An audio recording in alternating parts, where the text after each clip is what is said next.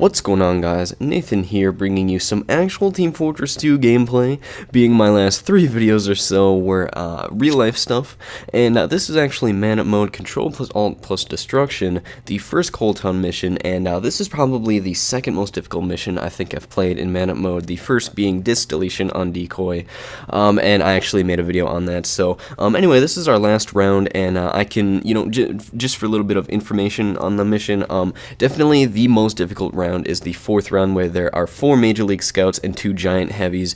As an engineer, the problem was that the first Giant Heavy would come in, we would take that out instantly, and then the spies would come, and then while we're focusing on the second Heavy, the spies would backstab us, and then it was just all chaos. But anyway, I don't really have one specific topic I'd like to talk about for this video. There's like a few things I'd like to tell you guys, and the first and foremost is that I'd like to thank 2 of my subscribers. I really hope I'm not forgetting anybody, but the 2 subscribers that actually donated Tour of Duty tickets to me were, by their YouTube username, it was Nice Mr. P and Classic Cola Bandit. Nice Mr. P, I think, donated like 2, so I think it was around 2, and then Classic Cola Bandit donated, I think it was 3 or 4, I can't really remember, but thank you to you guys. That's just awesome that you're just willing to give away your TF2 items, and I don't know if I could do the same thing if I were in your position, because I'm just a small YouTuber, just an average guy, and to just give away your TF2 items is really something. So once again, thank you guys, I really appreciate it, and because of you I was able to complete my first Tour of Duty, which is awesome. So the other thing, actually, I think there's 3 things I wanted to talk about if I now organize my thoughts. One thing is that if you want to get more FPS on TF2, I would definitely recommend playing at a lower resolution, and this might be very, very basic knowledge, but what I've actually done, and for this video, especially with recording, is that I'm playing at 1600 by 900 resolution, so that my TF2 doesn't lag as much when I'm using fraps, because I do record at 40 FPS, but sometimes it like dips down and up, and it's all kind of weird. But if you lower your resolution and take it into a window mode, Team Fortress 2 gets much better FPS, and if you actually maximize the video, if you record something, you can barely notice the difference in resolution if you're playing a video at 1080p that was recorded in 1600 by 900.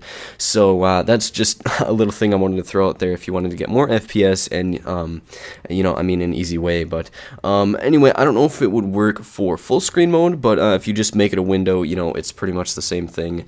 And yeah, I'd like to use it for fraps a lot with that. So the other 2 things I wanted to talk to you guys about today is actually concerning the engineer in Man-Up mode, and there's like 2 small topics that kind of relate together. So the first is that for this mission in Control plus Alt plus Destruction, I have been getting stuck on it for forever. I've tried more than 3 times for like at least a half an hour each on Wave 4, because Wave 4 is the most difficult, and we kept failing over and over again. But how we actually beat it on this mission was that we had 2 engineers and a medic, a heavy, a soldier, and then basically we had a lack of a pyro, but otherwise it was a normal team.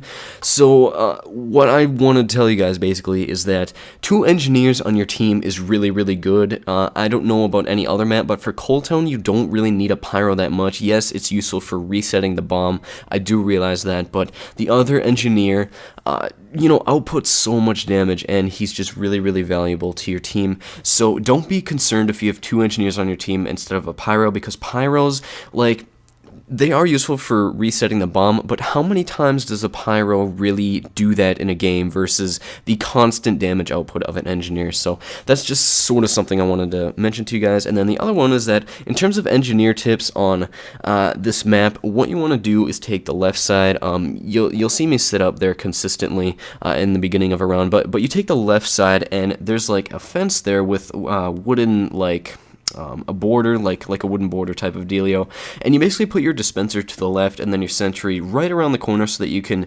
turtle the sentry in between, and then you basically just hop up on your dispenser and then hop up on the sentry and use your wrangler to then shoot enemies as they drop down in the beginning. And that is the most effective way of being an engineer on this map, especially for Wave 4, because Wave 4 just sucks, because we had 2 engineers on each side, both of us doing the exact same thing, and when we both focused our fire on like a giant heavy, he went down in about 10 seconds. It was just like that. It was awesome. So, but be careful on wave 4. I know I'm being specific with these waves, but wave 4 is really tough. Be careful of the spies because they will spawn directly behind you. So all you have to do is just tell your heavy to turn around, and then once he shoots at the spies, you're pretty much good from there. So you just gotta focus your fire on the second giant heavy, and you should be good. So, also, if your sentry goes down, do not be afraid to back off with your dispenser to the spawn point. Rebuild your sentry because, you can always use another, defensive checkpoint to, sort of as like a second shield if somebody does get by. And, yeah, that's really good for defending the bomb. But, yeah, so that's pretty much like good engineer tips for this map and this round in particular.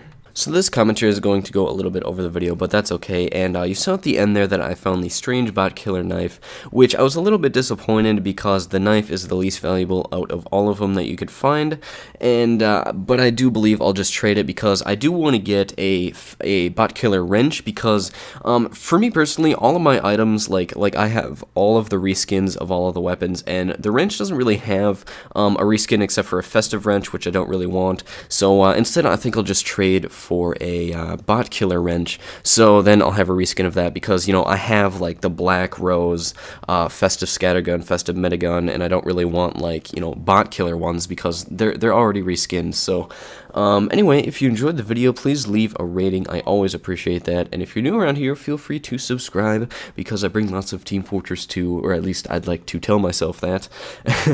So anyway, sorry for this this commentary isn't really that organized, but there's just a few things I wanted to tell you guys, and I figured actually putting up TF2 for a video would be a nice change of pace.